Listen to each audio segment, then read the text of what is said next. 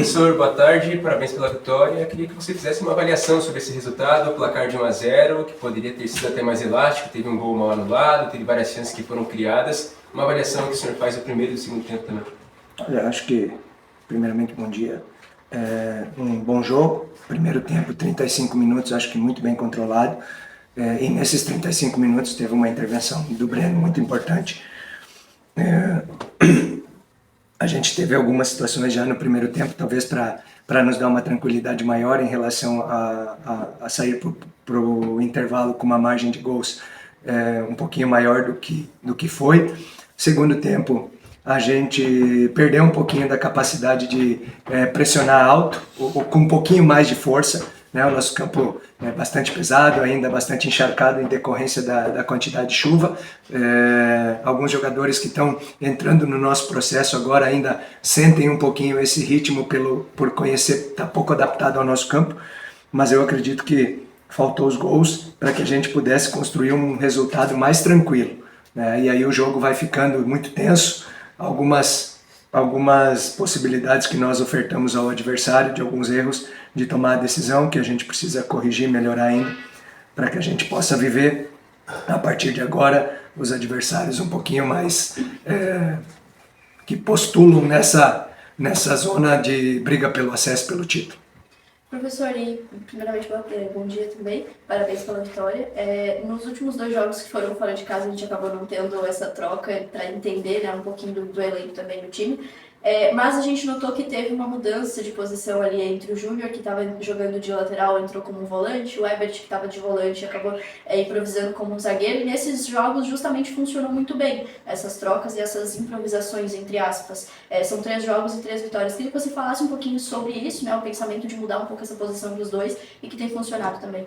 Olha, eu acho que o atleta faz aquilo que ele tem condições de fazer. Júnior Santos é um atleta técnico e com muita capacidade de verticalidade e força de embate. Herbert é um polivalente que atua como primeiro volante e como zagueiro.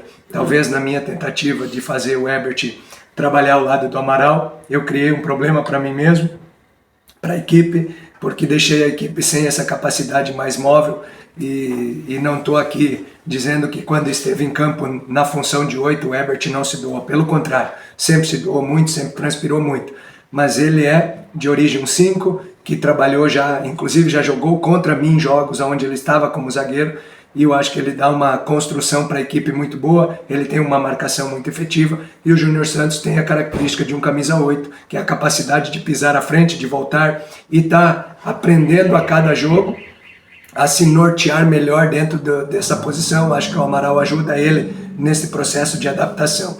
Eu hoje não estou aqui para tirar mérito de toda a equipe do que fez, mas se tivesse que escolher hoje um em campo, com toda a certeza do mundo, seria ele, pela participação que fez, o Júnior, pelo 8 que fez, pela condição que fez, e eu disse para ele ao final, ele me pediu para sair aos 15 e aguentou os 45 duelando, brigando.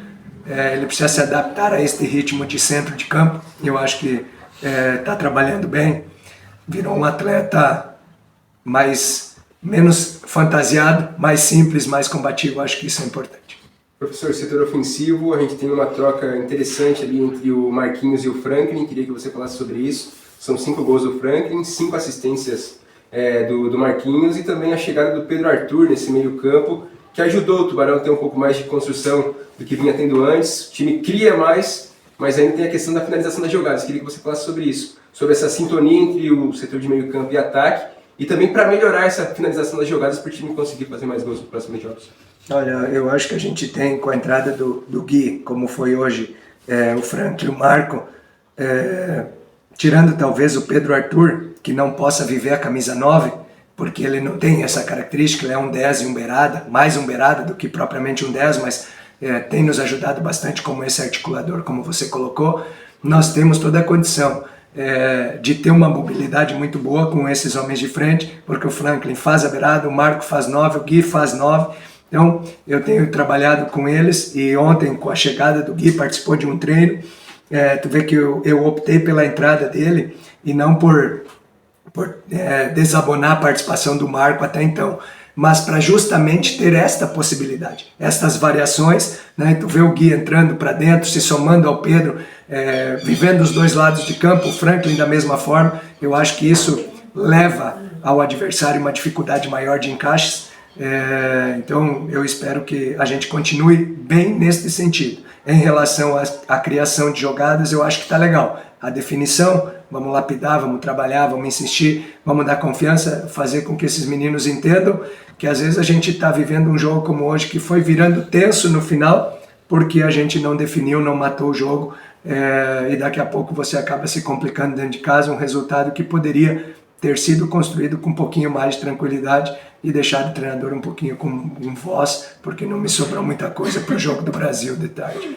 Professor, e pensando justamente na sequência do campeonato, a gente vê que hoje o time ele evoluiu muito e está bem mais encaixado do que a gente viu nas rodadas iniciais. E pensando justamente nisso, como que fica a mentalidade para os próximos jogos, que vão ser cada vez mais difíceis, porque o sonho ele segue vivo com certeza, né, do acesso, de conseguir conquistar mais pontos. O Tubarão chega a 23. A gente viu a virada do rival, né, com o Guarani, viu o Metrô agora virando em cima do Caravaggio, o Beck também acabou empatando. Como que fica a mentalidade para os próximos jogos na sequência do campeonato? Olha, infelizmente, perda de alguns pontos no primeiro turno, eu uso ainda o Jaraguá aqui dentro de casa e o próprio resultado em cima do Guarani. Claro que a gente estava na casa do adversário, mas nós também participamos da adversidade do jogo, onde saímos atrás, conseguimos uma virada.